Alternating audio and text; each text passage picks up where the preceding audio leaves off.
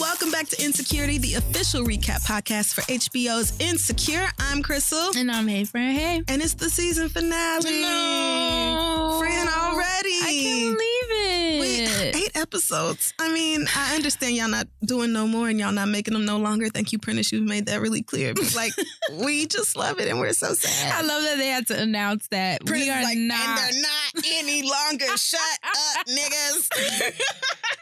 That just goes to show how much we love it. We do. It's so good. Oh, and we love Issa. She's going around Inglewood looking for restaurants to donate food for the block party, and it's a challenge. Tough. And it made me laugh because I'm like, Issa, you really thought this was going to be pulled off in a month. Did I not say that? I was like, I'm blown by how she has not thought this out. Right. The lady at the city was right when she was like, sometime next year, because girl, you need time for this. Next month? The man was like, an event. You vagrants are getting smart. I died. He said you're getting crafty. Yes. The next lady was like, I'm stealing that. Sounds like money out of my pocket and into yours. Next. Then the dude. And even with the local musicians, right. When she asked him, he was like, how many bitches gonna be there? Nigga, what? When she tell him, one bitch. Why his friends start busting out laughing in the background. It's just like, girl, come on. She's even back at the apartment complex asking Mr. Robinson if she threw a block party on her birthday, will he come? He didn't even answer. And then Trina's butt talking about, what'd she say? I'll come. I'll come. Girl, I'll go. That's how you know shit's bad if you're inviting Mr. Robinson and Trina. She even said he could bring the dog that he don't have. While they barked in the background. So, yeah, this is harder than Issa thought it was going to be. She and Molly are at a restaurant and she's like, look, I'm not doing this shit. The shit is on ice. And Molly said, well, what happened to Musical with a Q? What a terrible fucking name. But she's like, yeah, girl, it's hard. And Nathan had me gassed up thinking I could do this shit tomorrow. That's why he's Sandra blocked.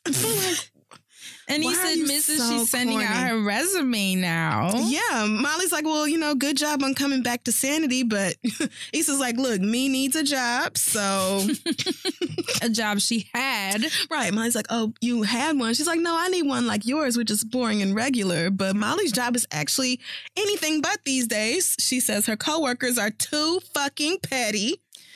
Which I'm like, okay, so we're still not really aware of what's happening here. And Issa reminds her, girl, the way you did Torian was kind of shitty. Like, you know. But Molly says she doesn't see it that way and says he should just be happy that she was staying on top of things, but instead he's salty. And then Issa, he's bringing salt to your shade chips. She was so pleased with herself. That look on her face, that big ass smile.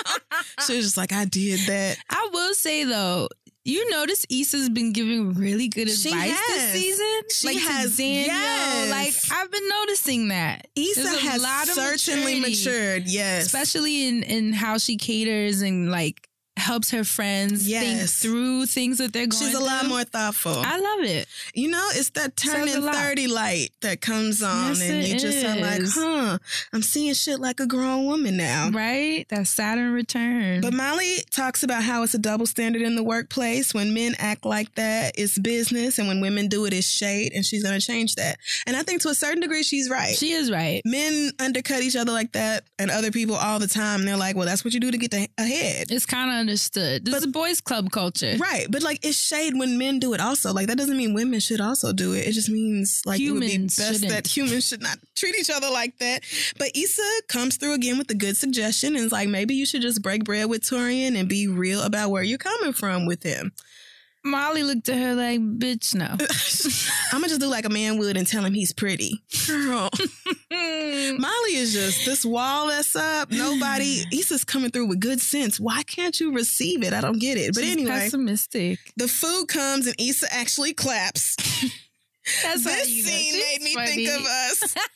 Remember when we were at the noodle shop? Oh my! And I was like, "Oh, there's too many vegetables on your plate." Issa said the same thing to Molly. She was like, "What's on the green?" This was us in the noodle shop, girl. Oh, shoot. She actually growled at her plate. I loved it. I have been that in love with a plate of food before. I felt her. Molly's like, bitch, you got 3 tacos, a burrito, and a platter. But Issa says she's just bringing her birthday in, right? That's how you do it. She got to be a tourist. Last year was trash, but this year will be fun and drama-free.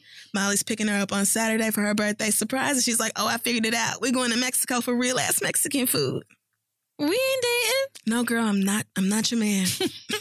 And for a second, I had to remember there in California because I was like, Mexico. And then I'm like, oh, wait, it's not that far. Drive right. to get tacos. But then Issa with the, see, that's just what a shady bitch would say. Just reminding her, like, bitch, you are shady. In case you forgot.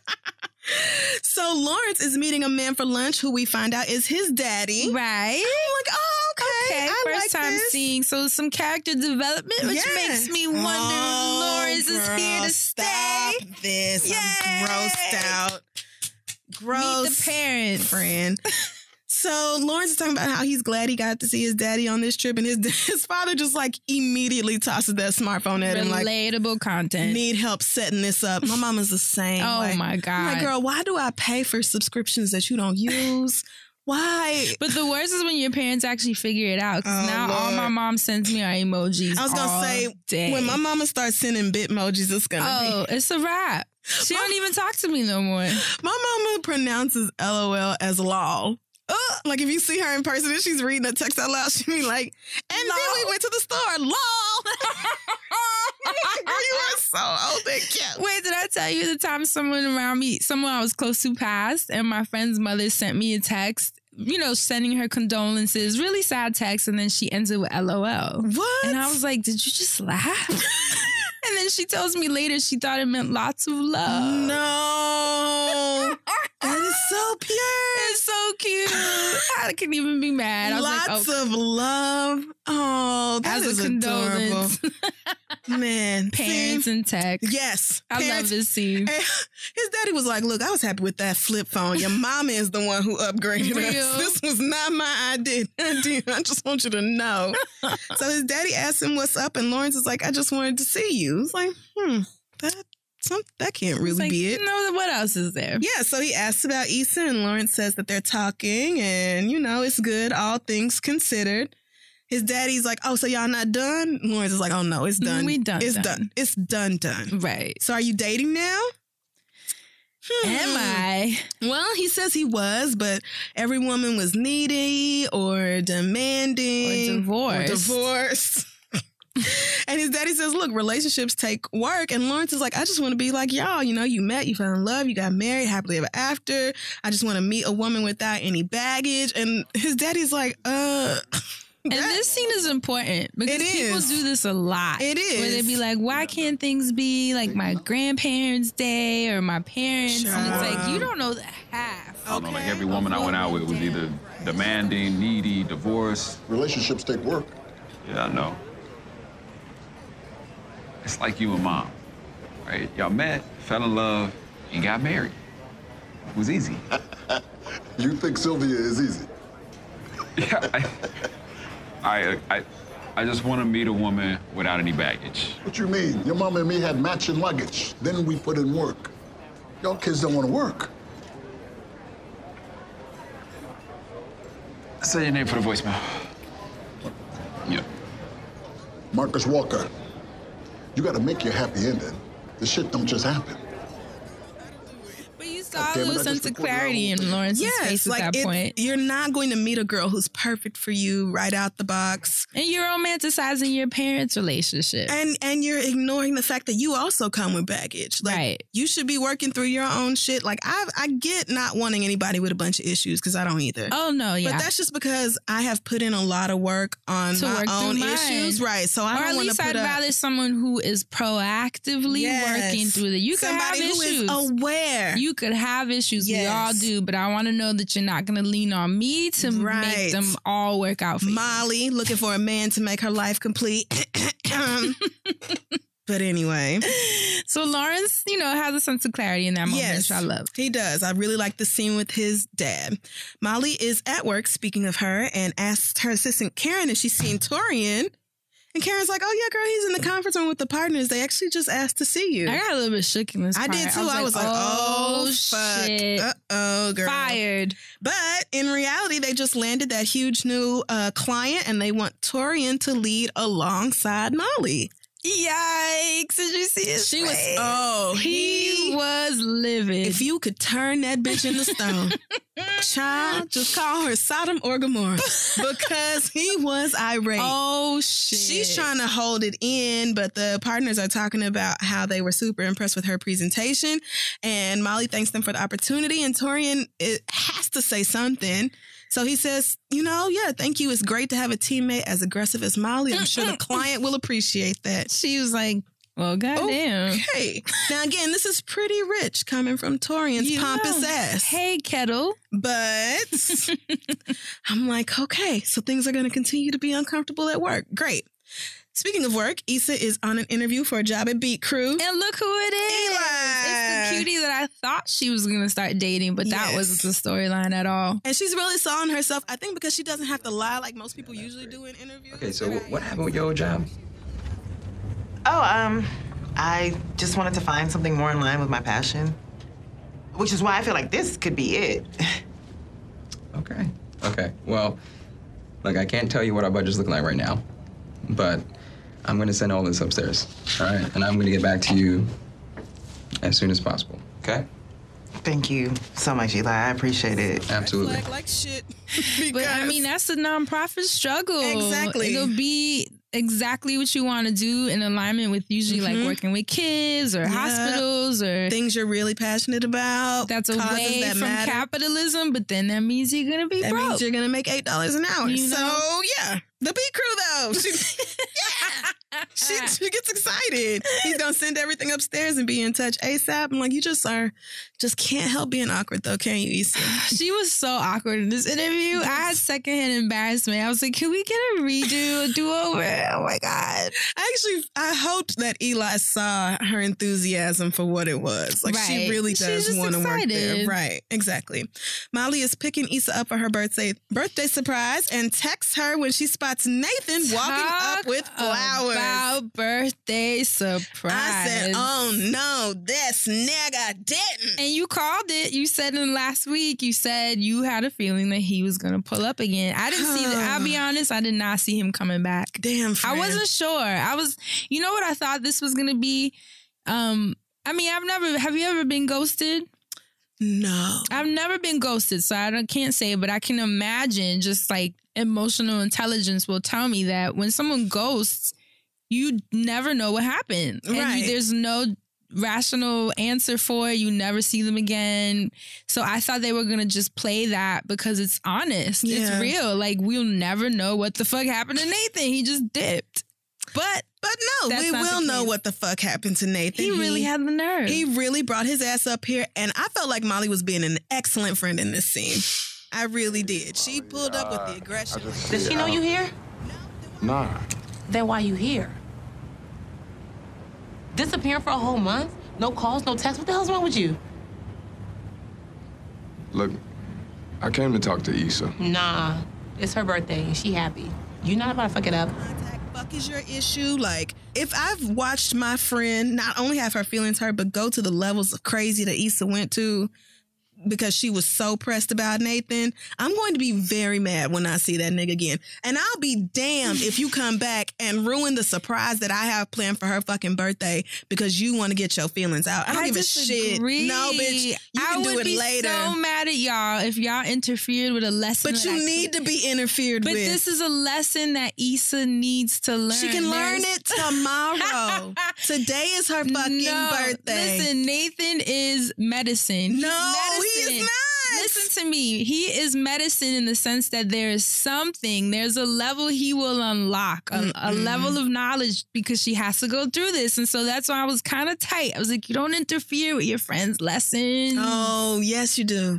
Because it wasn't like Molly was like, never contact her again. You're not going to fuck she was this like, day get up. out, though. Well, he did need to get out. It's her fucking birthday. If Issa had seen Nathan, that would have been it for the whole thing. Yeah. She would have been like, I'll catch up with you later. No, it is No. That is a best friend's place to keep you from getting your feelings hurt on your fucking birthday. Issa had way more fun. But we see that Issa agreed with me later. No. Because she was pissed. Okay, we will get there when we get there. We will get there when we get there. She was But pissed. I don't think... We will talk about it later, friend. You agree with Molly and I agree with Issa. Yes. Well, no. But we'll get there.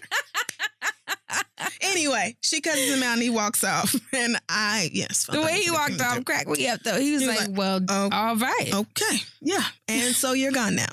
So Issa is blindfolded while Molly leads her down a cemetery path. And I'm like, what kind of weirdo white people shit is now, this? you know, this is really a thing. It has to be.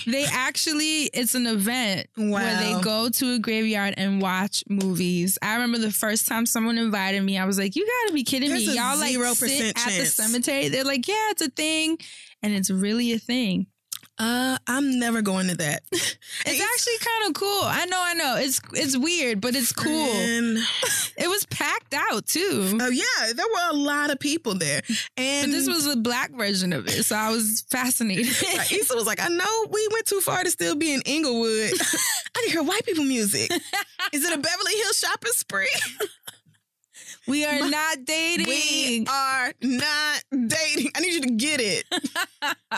So she tells her to take the blindfold off, and she's like, oh, you took me to a line. Is there food at the end of this line? Or is it just a line? Now you took me to a line, though. Issa's so cute. She is so You took me to a line. But no, they're at a screening of The Last Dragon, which is that a real movie? Yeah, I've never seen it. With Vanity. And, there we go. Okay, the cover is what threw me off. I was like, what kind of weirdo? This is a ripoff movie I've never seen. Yeah, I love that movie. Yeah, so they're at a screening for it. So she clearly knows, that must be like her favorite movie. Right. She knows how much Issa loves it. You know, this is clearly not something Molly would have planned for herself. But right. Kelly's inside saving their spots and they hug. And Issa's so excited because she's starting 30 off right. She's with her girls. She's securing the bag. And Molly's like, yeah, girl, secure that bag because your little project, I don't know about that. And the little kind of hurt Issa's feelings. She was like, little? Like, wait a minute. Molly's like, look, bitch, I believed in you. Low-key, I agreed. But I still believe in you. I'm just saying I don't have to anymore because you making real money will be good for us both. True. Because Issa... she be your bad and Molly all the time when it comes to like paying for shit.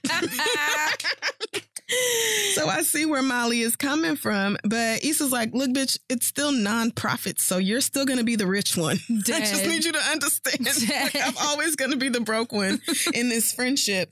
And Molly fills Issa in on everything going on at work, being invited to be co-counsel for the case, and is like, you know what? My instincts were right. You called it being shady, but it was just like shit was at my old firm, and I did what I had to do to be noticed. And Issa's still skeptical. You know, I don't think trying to Annalise Keaton your coworkers is a good idea, which I thought was so funny, especially because the dude who plays Nathan was on Schmurder. So I was like, I love this reference here.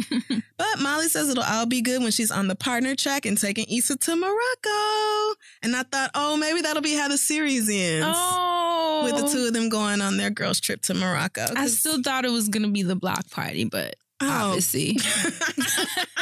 Why? Because it's going to take Issa a while. No, girl. Right. But that's what Issa was like, we are dating. This is my girlfriend, y'all. And Molly was like, get off me, bitch. My man might be here. I've done that too many times with my friends. Right.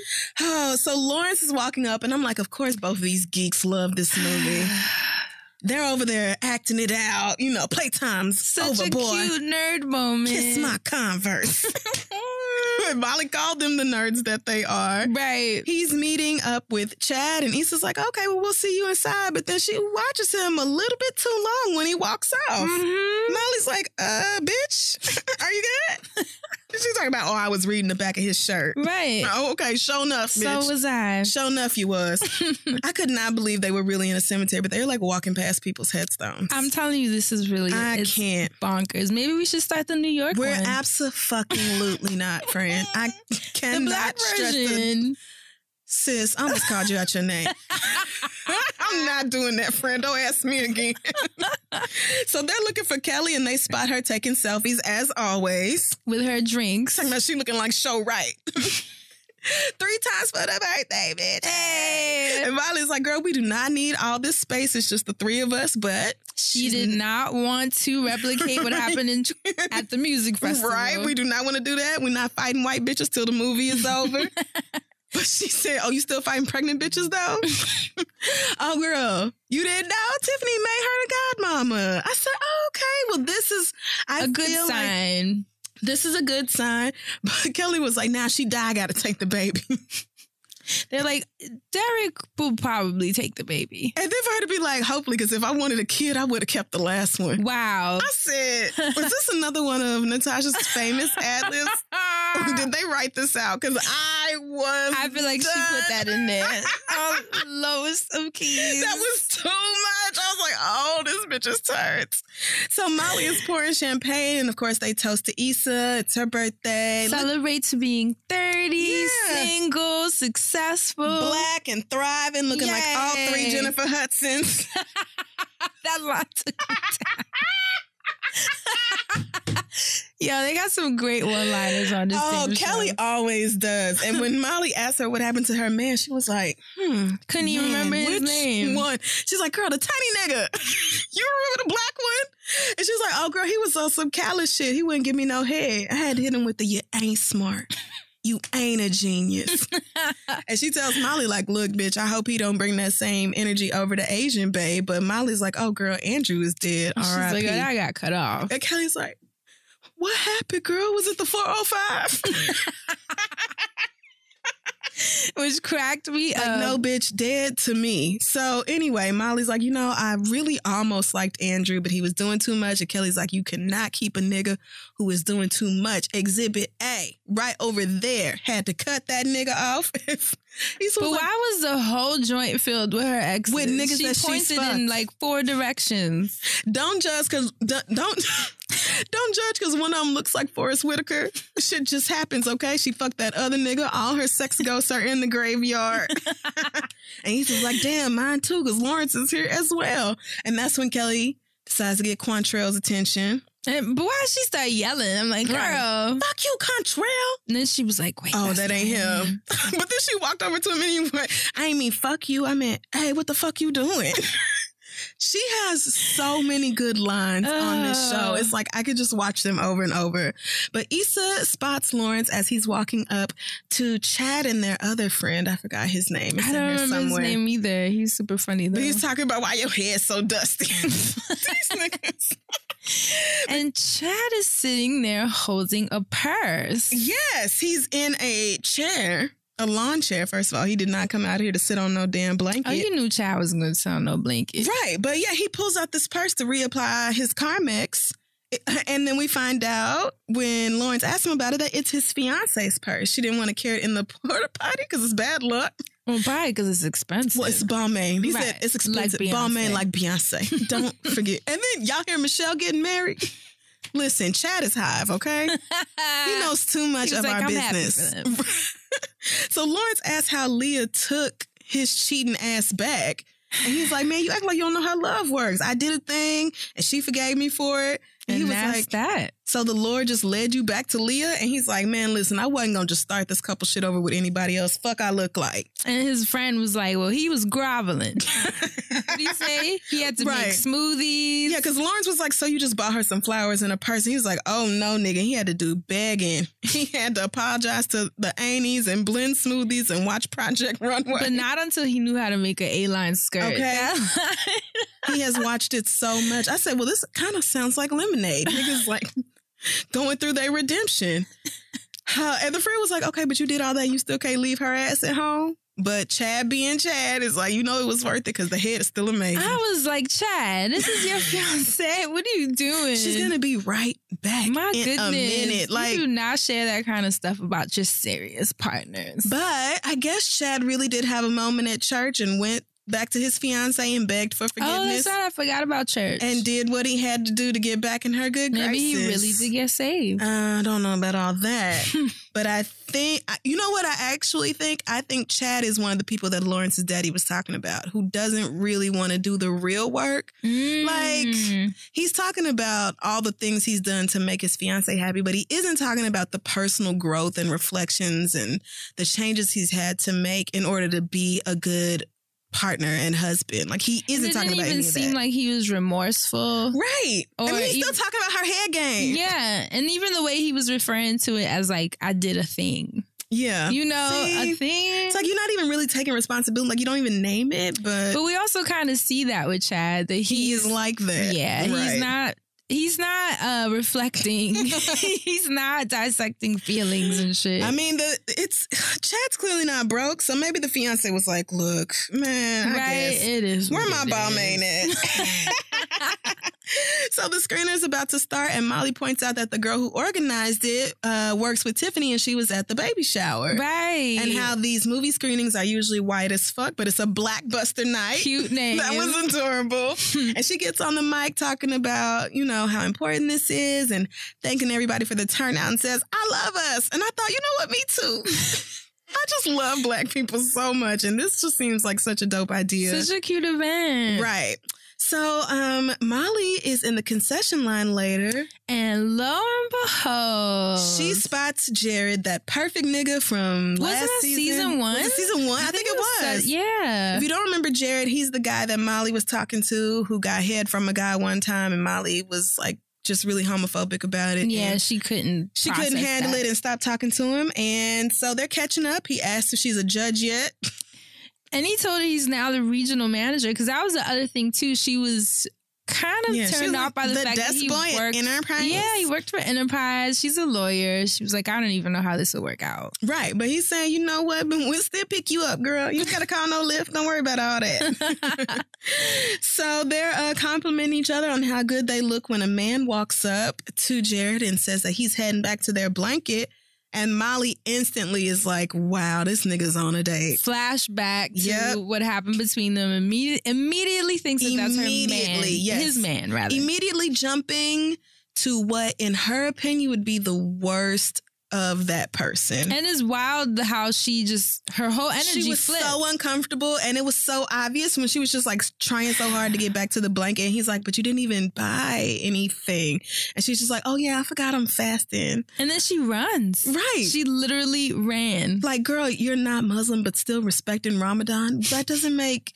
I don't understand how she saw this and was just like so taken aback by it that she just had to go tell her friends right then. Like, I want Molly to grow up in so many ways. And if he already told you that he's had experiences with men, what are you surprised about if he was there with someone? Honestly, I feel like a lot of straight people act like this. A lot of straight girls act like this around the topic of anything that isn't heterosexuality. Yikes, so Molly. She bumps into Lawrence while she's running off, and I noticed that he's watching her, so now he knows where they're sitting. Oh my God, I literally just wrote that in my notes.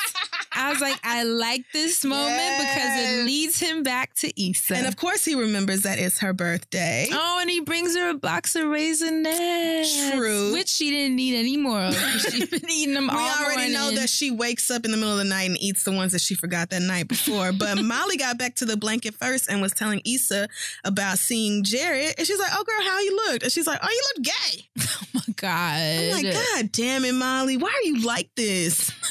Issa's like, girl, at least the nigga is happy, you know. Right? And Molly's like, see, I had been kicking myself, but my instincts were right the whole time. And now she's just like on a roll with this instinct shit.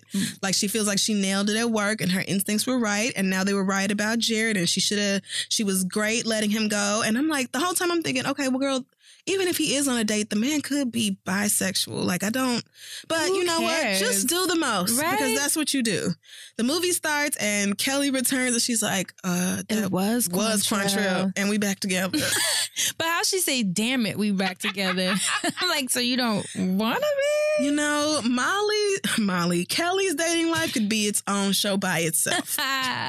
That's when Lawrence walks up and gives Issa the box of Raisinets for her birthday.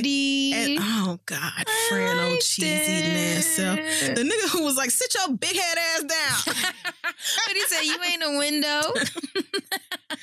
So they're talking about the movie. Issa's like, girl, it's sexist. It is sexist, but I do still love it. Right. He's asking her about the block party. Like, I really thought you were onto something, but she says it's on hold because it got hard and she got all these rejections and she's feeling super discouraged. Seems like it wasn't going to work.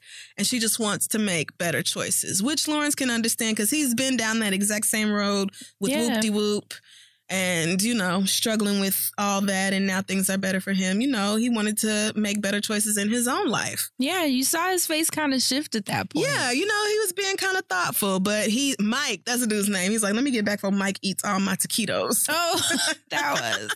So he stay hungry. Okay, don't tell him I said that. But he got up to walk off and kind of stops and says, happy birthday again. And that's when he's like, you ain't a window, nigga. Like, especially if you that tall. Oh, He's my tall. God. You need to move. 7 feet tall. So the movie's over. They're packing their things up. And Issa's looking around and I can tell she's just dreaming. Like, my block party could be like this. Oh, wow. I read something totally different. That is so funny. Oh, friend, what did you think? I thought she was looking around for Lawrence. Oh, gross. No. I did, because the way she got up and was looking around, I was like, she's trying to see if she can spot Lawrence. But then she talks about how fun it was and they shouldn't have to cross the 10 to get to shit like this. And yeah, no, that's what I'm saying. We just read it differently. That's so funny. You would think she was looking for Lawrence. I thought she was just like, Issa, all these black people tweet having us fun. and tell us Girl. I'm telling you, I was right about this and I'm right about Molly. But anyway, Jared and the dude are walking up and Molly is like having a little bit of a meltdown.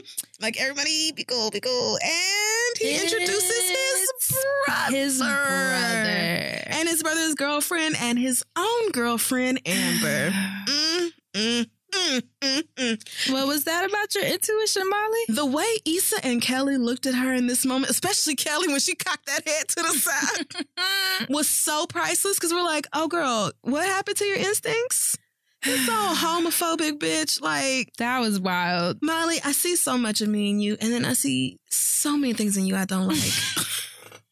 And this is one of those wild things. to me that she is not grown from that situation at all. Like, girl, it's been years since then. But they're walking out when Issa stops to talk to Tiffany's friend who organized the event. And Issa's, asking her how she do it. And the girl's like, bitch, this was a headache, Right. I had to be persistent. The venue has their own way of doing things, but I just had to be persistent.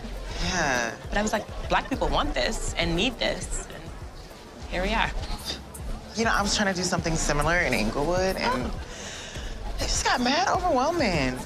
I just felt like I kept getting nothing but no's. Very familiar with no's. But I just focused on turning them into yeses, or at least, okay, fine, just leave me alone. Issa's about to forge a new friendship with her. Right. Which I was like, okay, which kind of ties into what I was saying about all the friendships shifting and changing. Like, this could be a new person in her life that supports her in ways that are, like, helpful. Right. Somebody who encourages her creatively, because Molly is not really good at that. Right. And it's someone in her same field. She literally accomplished what Issa's been trying to figure out, even though it hasn't even been a week. And Issa really thought she was going to figure out a block party in like a week. Well, that is just, but when she realized how hard it was going to be, she got super discouraged. And seeing this girl pull it off and be successful, I think has her re-inspired. Yeah. Right. So Molly and Issa are at Issa's spot, drinking Jameson, eating hot Cheetos, which mood. And Issa's like getting excited about the block party again, but Molly's just like, bitch, I thought we was off that. Why are we back on this? And Issa's like, didn't you say to trust my instincts? She's like, no, girl, I said trust my instincts. We don't want to do that. And that's when it gets messy. She's like, oh, like your instincts told you Jared was gay? Oh, okay, bitch. Molly says she's just trying to help with it, like she did with the bomb-ass birthday and this the bomb-ass part made my stomach hurt. I was nigga like, control. I was like, she's about to mention Nathan. She is. And I sent his ass on the way with the quickness. I wasn't about to let him ruin your birthday, girl. I'm sorry. Why didn't you just tell me? You said you didn't want no drama on your 30th. So you're welcome. Girl, what the fuck? Why? You should have just told me and let me handle it myself. Oh, like how you handled going over his house? Bitch, you had me looking dumb while you was over there playing Harriet the Spy. Look, I know you were trying to help, but bitch, I'm not you. I don't cancel niggas left and right. Oh, Well, when a bitch is right, a bitch is right. I'm sorry, what? You've been on some real negative shit lately, bitch. Like, you keep assuming the worst in everybody. Like, homie from your job, for example. You just came for him out of nowhere. Girl, that was not out of nowhere. I don't want to be like every other woman in my office, stalled out at associate. So, yeah, this is just how I have to be. Is it? What's your end goal? You gonna be partner all alone with everybody hating you? Cause that's not you. That's never been you. Do you think she should have told her? I mean, yeah, I don't see anything wrong with telling her. I also don't think there was anything wrong with sending Nathan away because Issa deserved to enjoy. I wouldn't have told her that night. Like, the point was to not ruin her birthday. Right. That's what I'm saying. If her pushing, or rather sending Nathan away was to not have drama, then why would she tell her the same night? I don't think she meant. The purpose. She said that bomb nigga control without really thinking about it. She was just feeling herself like, oh, but I did all these great things, and like, oh, but you forgot that. Issa doesn't really know about that, and she actually gets out of the bed like, well, why didn't you just tell me that he was here? But she reminds her like, bitch, you said you wanted to be drama free on your birthday, so you're welcome. And Issa's like, well, girl, you really should have told me so that I could handle it. And that's when Molly's like, oh, like you handled going to his house, having me looking like a dumbass while you played Harriet the Spy? I mean... Which is a good point. She had a point. I'm like, these bitches, see, they come at each other, but they're right when they do. And you can't pick and choose when you want to involve me in your shit. You know what I mean? So in that point, I understood what Molly was saying. And this is where I feel like Issa acknowledged that. She's like, I know you were trying to help, but I'm not like you. I don't just be canceling these niggas. I give them chance after chance. Well, she didn't say that part, but Molly says when a bitch is right, a bitch is right. And Issa tells her, look, you have been super negative lately. I actually thought this was going to turn into a bigger argument. But again, Issa is showing this growth where she didn't turn into petty. Nope. It didn't turn into pettiness. She's just like, girl, you've been super down and negative lately. You assume the worst in everybody like you did with Torian, like you do with Andrew, like you do with Nathan, although with Nathan you have a good reason to. But Molly says she doesn't want to be stalled out at associate like every other woman in the firm. So this is how she has to be. And Issa's like, I really don't think it is. Like, what's the end goal here? You going to be partnered with everybody hating you? Because that's not you. And then picks up her drink and walks out. And I'm like, yo, it's bad when Issa got more sense than you do. Sheesh. But even that moment, Molly looked up like, damn, she had to take a sip. You saw that? Like, because remember, Andrew read her too and was like, both yous are fucked up. Right. She's getting hit, man. She is. And speaking of, she's at work the next day and making a beeline for Torian to talk about the case. When lo and behold, he lets her know that he got himself removed and he's actually working with the ladies now on their case. And the fact that he walks over to their office. Oh, yeah, and sits down and looks up. And all three of them are like, can we help you? All looked up like, it's us against you now, Can bitch. we do something for you, bitch? That made me sad, though. I was like, Molly, what'd you do? She's like, what? Who's going to be my co-lead? And he's like, I told him, I feel like you can handle it on your own. Just you got like every fucking thing right. And I said, oh, bitch, now you were excited to co-lead, but that meant somebody else was co-responsible if shit went wrong. Now it's all on you. This could be a huge gamble. And the thing is, I trust that Molly will get the job done by herself. My biggest concern is the office politics. Right. This is not going to end well for her. Right, because you don't. The whole team hates you. They all looked up at her. Lord. Oh, God. We'll see, though. Maybe she'll fix it, like you said. I mean... The thing is, I see what Molly is saying about there are men in the workplace who just aren't liked, but they're so good at their job that nobody cares if you like them or not. Right, as long as she's getting done. So we will see. The thing is, we've never had any reason to doubt Molly's abilities. Right. But this is a huge project. And if she fucks up, it could be like, I don't know, maybe fireable. I don't know. Yes. So we'll see. The consequences of her actions. Consequences of how the fuck you act, girl. So Issa's meeting up with the friend, the new friend. Do we ever know her name? I don't think so. I don't think we catch it. But let's call her Braid. Okay, because I like her braid in this scene. Right. So Braid is like, look, girl, I can help you with this. I just wish we could get like a really big headliner. What do you mean, wish? We are. I'll set up a meeting at Rock Nation. I know their A&R guy. That's incredible. Thank you so much for meeting up with me. It's been so helpful to just have someone to bounce ideas off of. Absolutely. Absolutely. And I know it's not easy what you're doing, but I really like the sound of it. And I love that it's local because we need it. Ladies, don't forget to come back for Indie Rock Night.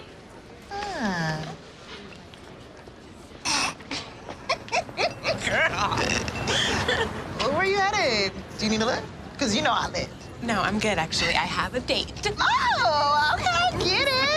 I do what I can. It's hard out here. It's done faster. I died when the white manager stopped them on the way out, like, come back for Indie Rock Night. And I'm like, okay. Bitch, we are not coming back for Indie Rock Night. And this is why we need something for us, by us, because these bitches is opening up coffee shops and having Indie Rock Nights. And you know what?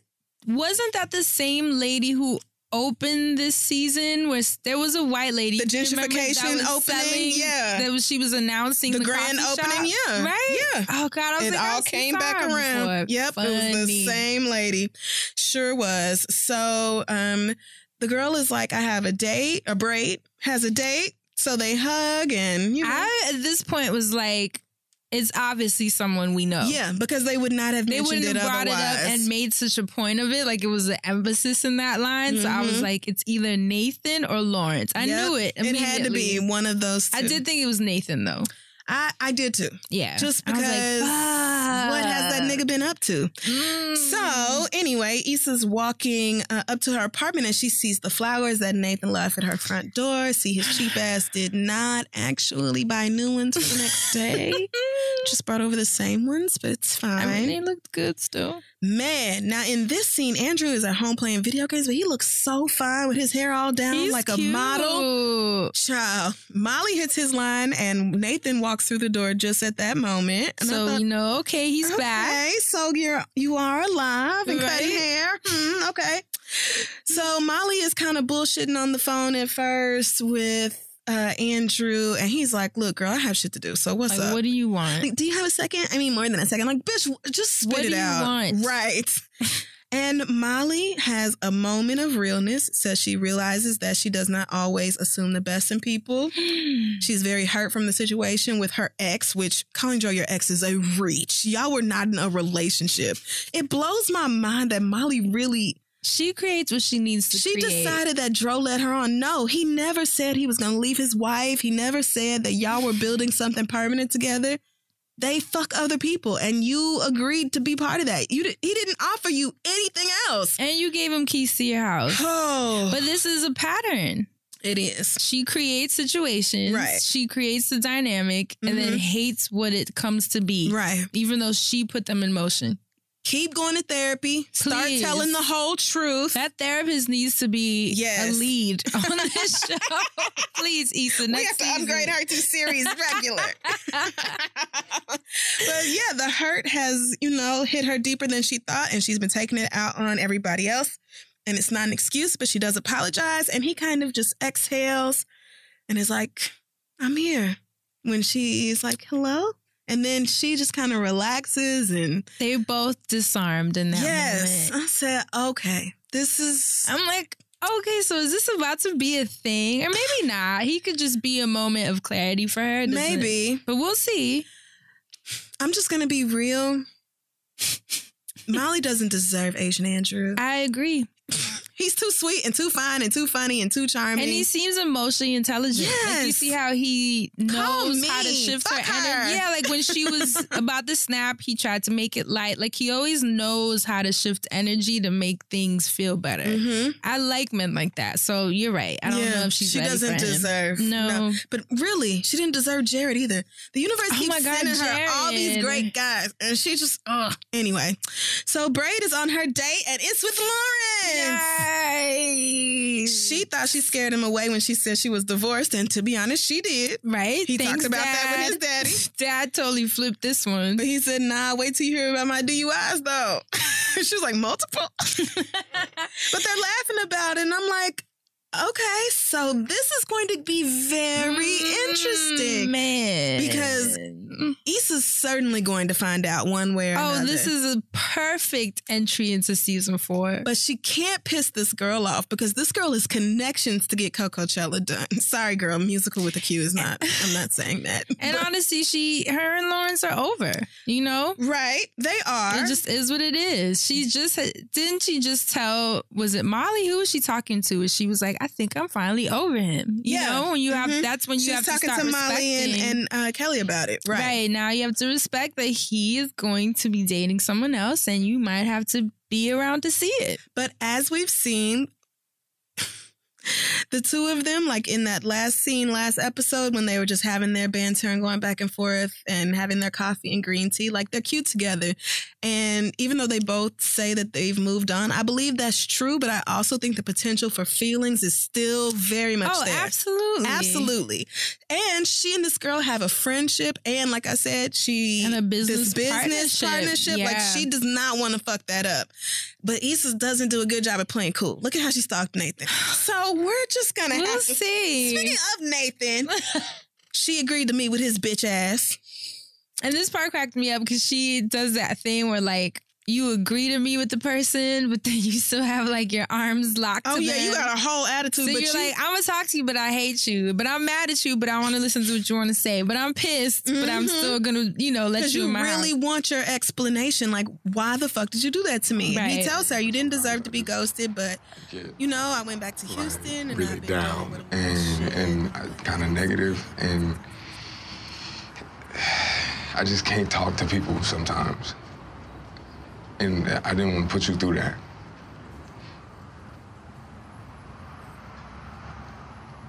So you ghosted me and left LA because you were in a bad mood? I know that's fucked up.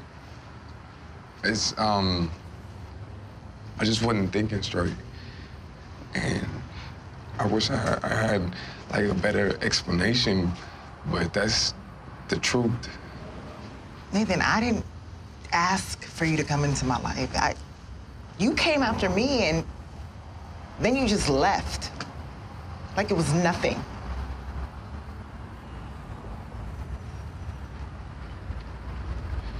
Look, I'm sorry.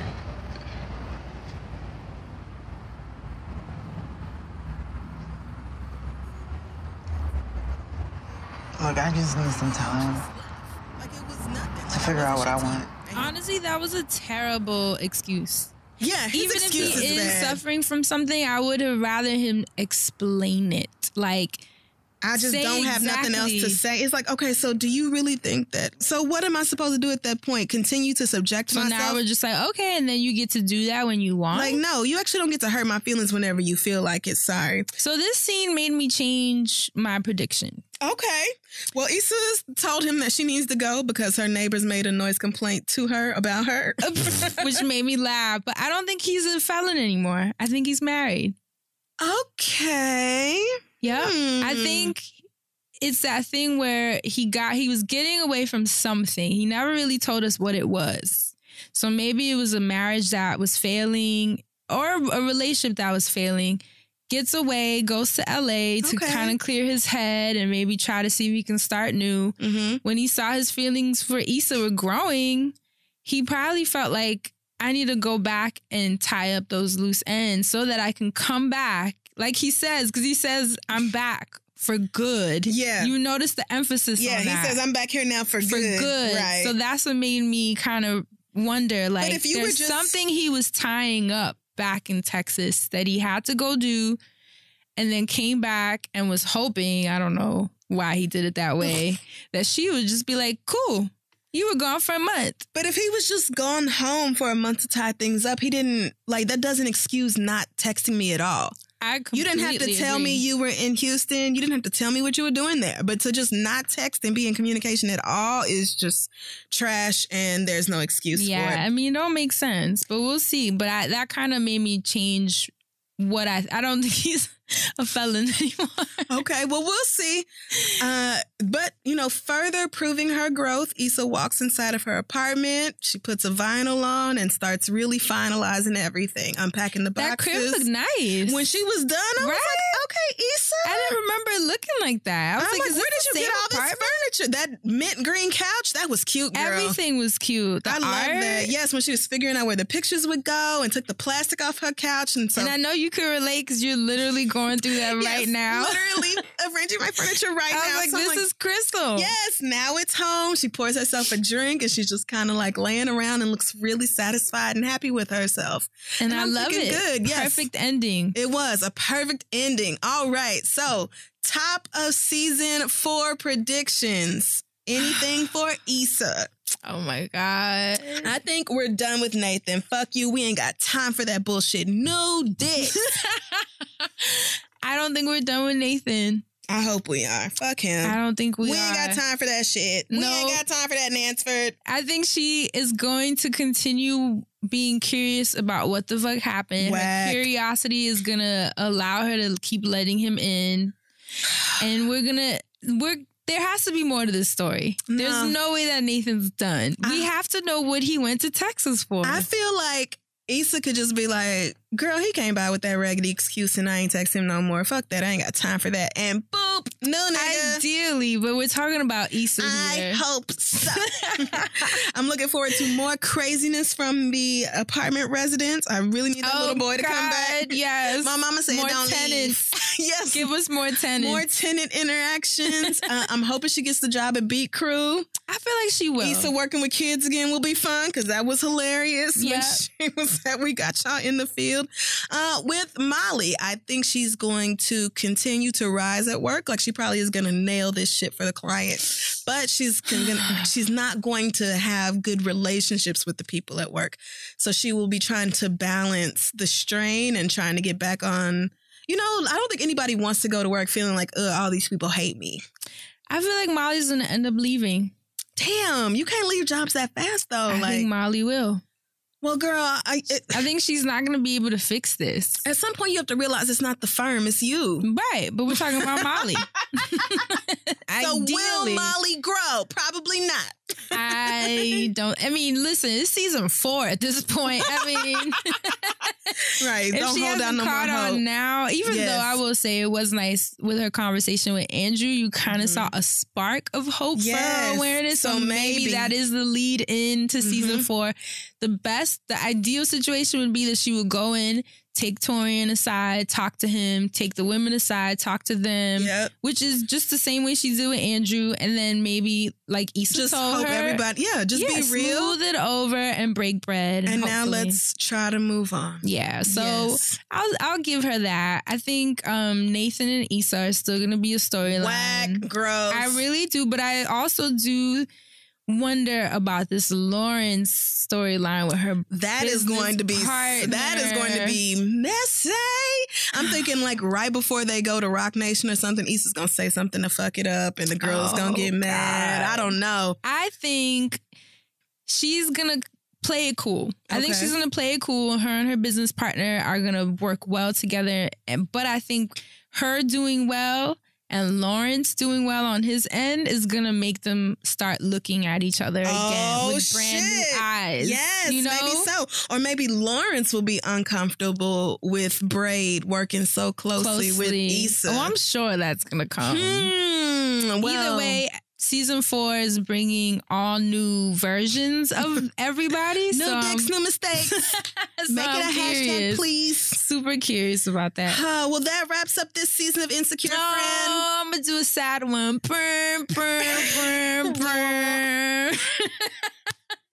It is always so fun to be in the studio with you. I miss when we're so fun. Thank you all so much for contributing all season long with the hashtag Insecure to keep the conversation going. Well, we'll still read it. Yeah. I mean, if nothing else, give us your predictions for next season. Yes, do that. So we can see who was right and who wasn't. And most importantly, do you agree with Crystal that Molly should have intervened? Yes. Or do you agree Molly with me that she should have intervened? She was a good business? friend for that shit. Let us know your thoughts. Yes. And thank you so much, HBO, for another great season. Thank you for having us again. Yes. Too. This is so and great. I think that's it. Looking forward to season 4. Yay. All right. Bye, y'all. Bye, guys. Insecurity is a Loudspeaker studio production. Our producer is Matt Raz. Our editor is Ty Worley. Join in the conversation on social media using the hashtag Insecurity. And don't forget to follow at LSN Podcasts.